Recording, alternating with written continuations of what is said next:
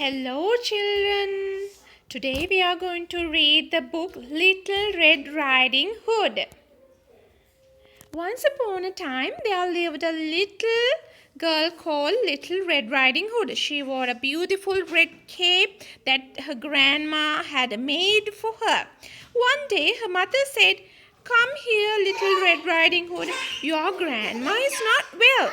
I would like you to take this bread and cheese to her, but remember to stay on the path. Do not talk to any strangers." Little Red Riding Hood set off to her grandma's house. She lived on the other side of a forest. As Little Red Riding Hood was going through the wood, she met a wolf. He was waiting for her to get closer and closer and closer, and then he jumped out from behind a tree. The wolf asked, "Where are you going to?" Little Red Riding Hood said, "I'm going to see my grandma because she is not very well." The wolf gazed at her and said, "See these pretty flowers? Why not pick some? I'm sure your grandma would love them." "What a good idea," said Little Riding Hood.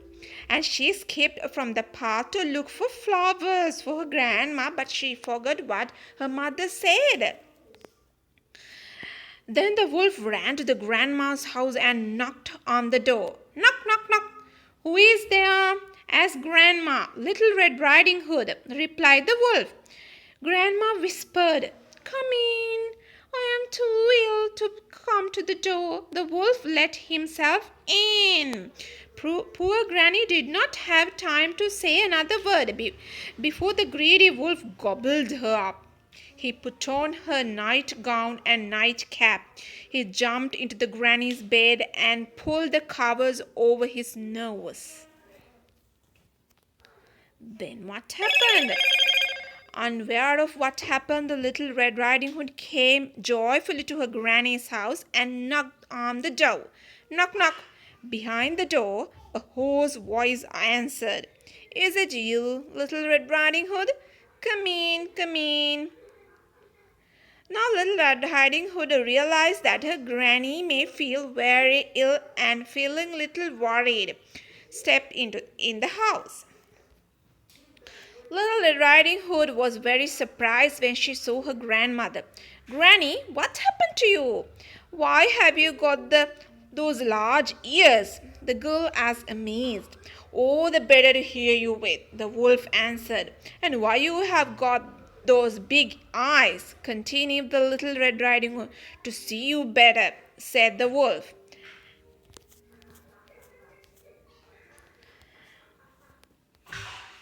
Okay. "And why you got those big eyes?" continued the Little Red Riding Hood. "To see you better," said the wolf. "And what about those big sharp teeth?" carried on Little Red Riding Hood. "Oh, the better to eat you," bellowed the wolf, and with a jump and a gulp he gobbled the Little Red Riding Hood up. "Yummy," he said, patting his large tummy. But the wolf didn't know that a forest ranger was just passing by. He had listened to the Little Red Riding Hood talking to the wolf. At first, he himself thought that Granny had acquired a coarse voice, but soon he realized that something odd was happening, and he rushed into the house exactly when the wolf was patting in his tummy. "You greedy wolf! Spit out what you swallowed, or you will never see another day," the ranger shouted. Surprised and frightened, the wolf immediately spat Little Red Riding Hood and her grandma out of his belly and ran out of the house. The Little Red Riding Hood and her granny thanked the brave forest ranger for rescuing them. Granny even started feeling better after eating some of the lovely food the Little Red Riding Hood brought. There was no end to their joy, and they lived happily ever after. The end.